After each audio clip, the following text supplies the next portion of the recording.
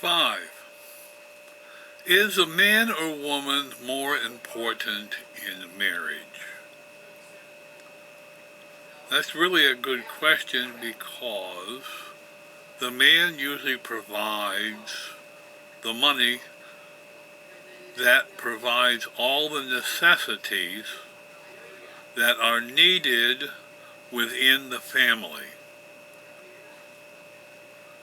So you're going to probably say the man. Well, it isn't quite right in this case because the woman takes care of the house. If you have children, she takes care of the children. She is the most important person within the relationship because he might provide the money that provides everything that she needs and the children, but without her, the house would fall apart because he can't be everywhere at once. He can't work 12-hour days and come home and take care of the children and take care of the house. He's just not built that way.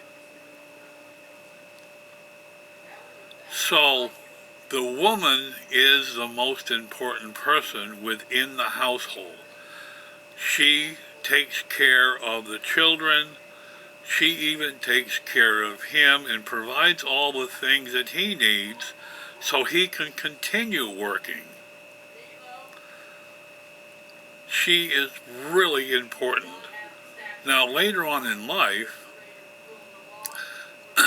if she gives up, then the household falls apart and even divorce because she has plainly given up on him. She's given up on the housework. She's given up everything that she needs to do. Once she has given up on everything, the house starts to deteriorate. Even though he could even try to do the stuff that she no longer wants to do. But he's just not built like that. He's not built that way. She is. So, and both their mindsets are totally different. I can kind of give you an example where she would go out with the girls and go to eat, and they would divide the bill right down the middle, and everybody would pay what they had got. The guys would go out, and they might get a dinner of $12 or $13 and throw a $20 down so you keep the change. It's like when women go shopping. Even explaining things. If somebody asked her, well, what about this day we can meet again? And one of them would say, well, no, I have a doctor's appointment that day and I can't do it. How about the next day?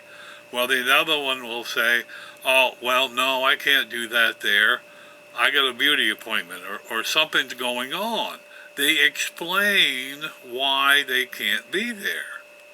Now, the men, on the other hand, will say, they'll say, well, let's get together on this date. And a lot of them will say, no. But they won't explain why. That's the difference. And their thought processes are even different. Now, I'm going to tell you something that not every man or every woman, some understand this and some don't. When two people get together,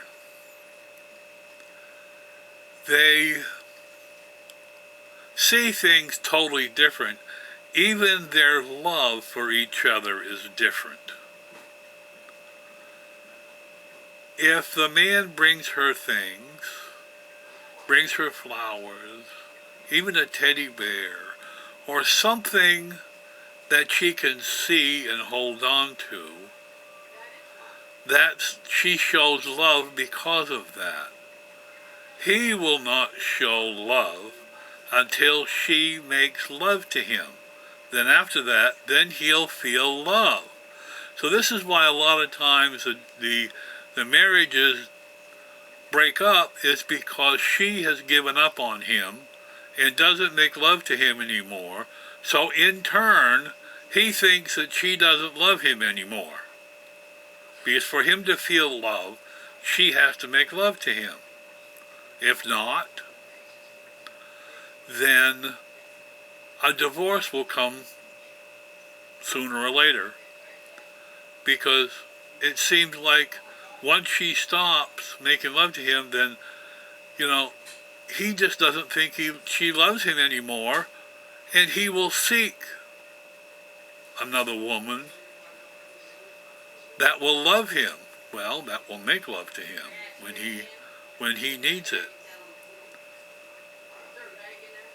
And then, in turn, if somebody else is really nice to her and gives her things and takes her places, then she'll feel love for him.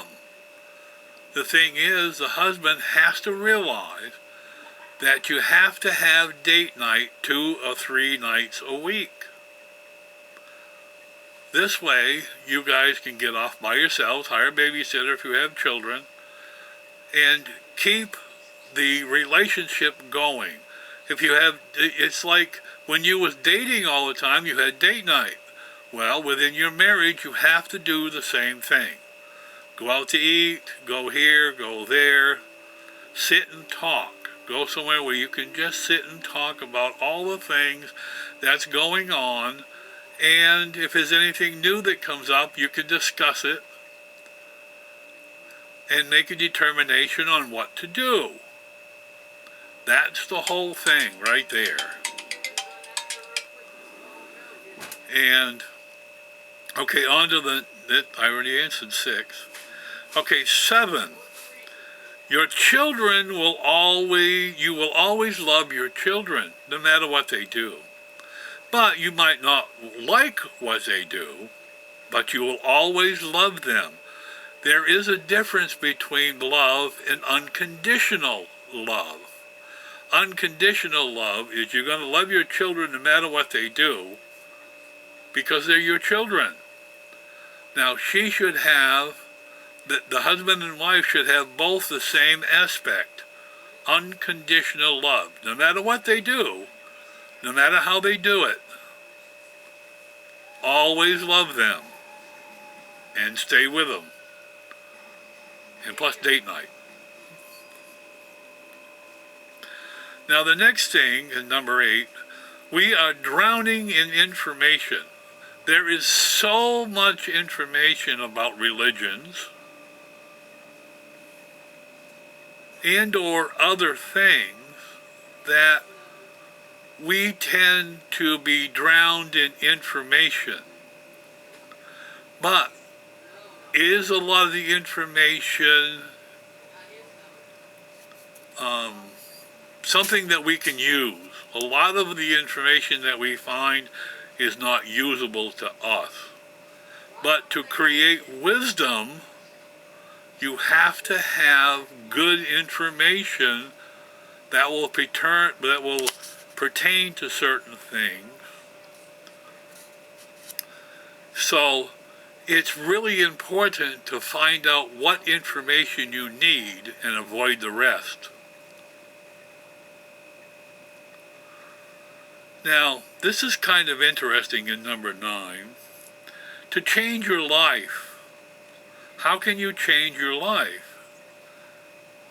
You have to change your mind set to change.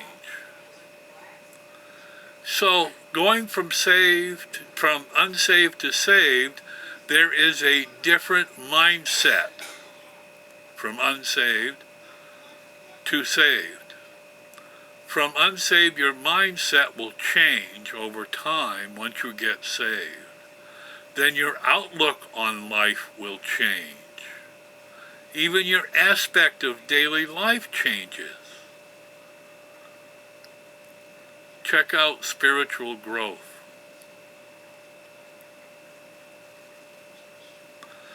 Now, number 10 is really interesting to where everybody that has a job, I don't care what job it is, there is going to be an aspect of the job that you don't like. So you start to complain. Well, there's a better way to do this. There is, we can do it this way, or the boss is too over demanding. Well, this is what I tell everybody. When you go get a job, okay, what do? They ask for your qualifications. They ask if you're going to be trustworthy. And even they ask if you're going to you have transportation back and forth to work. And if you answer all them yes, then they'll say, okay, we have a job for you at this much per hour. Now, if you complain within that job, then over time they'll replace you because you're causing too much trouble. Now, when you got hired, you are a robot. They hired a robot. You go in, do your job, punch out, and go home. If you have any questions about the job only, you go and talk to the boss. You do not complain. You just ask the boss if for any information that you need, they can provide, like something on the job that you didn't quite get. You go to the boss. That's what the boss is for, is to lead you in the right direction to do the job right. Nothing else. And everybody doesn't understand that. My stepson kept complaining about work and complaining about bosses and complaining about this. And the first thing I said is, what did they do? He goes, what do you mean? I said, they pay you to do a job. You're a robot. You go in, do your job, punch out, and go home. Once a week you get paid. That's why you go to work, get paid. So you're a robot. Go in, do your job the best you can. If you need the information, that's what the boss is there for. Only for work information, to do your job. And I guarantee you, if you do that, you'll be there for a long time because you don't complain. Now, if all you did was complain, they're going to replace you. They're going to replace that complaining robot. So that's really the aspect of when you get a job, that's what they pay you to do, is pay you to work at that job, not to complain. On to the next one. 11. Now this one is really kind of interesting too, because some of the children will go, well, how come you do more things for this child than that child, and I need help too? And the father goes, this is really interesting now. He says, okay, he says, if you got two children and you got two hands, which hand do you love the most? Your left hand or right hand? And then you go, well, I like both my hands. Well, okay then. It's the same way with your children. You love your children the same. But if you get one children that needs help more than the other, what are you going to do? You're going to help that child in need. If the other child doesn't need help, then you don't have to help that child unless that child asks. And that was really kind of interesting to where, which hand do you love the most? It's like, which child do you love the most? Well, you love them the same. You might not like what they do, but you love them the same. And the one that seems to get in trouble is the one you help. Keep that in mind. Now, number 12 is more of a saying, and I kind of like this. I'd rather live my life as if there is a God and die to find out there isn't than to live my life as if there isn't and die to find out there is. That's really kind of interesting. It's like, if your religion doesn't change you, change your religion. Thank you for being here today. We'll catch you next time.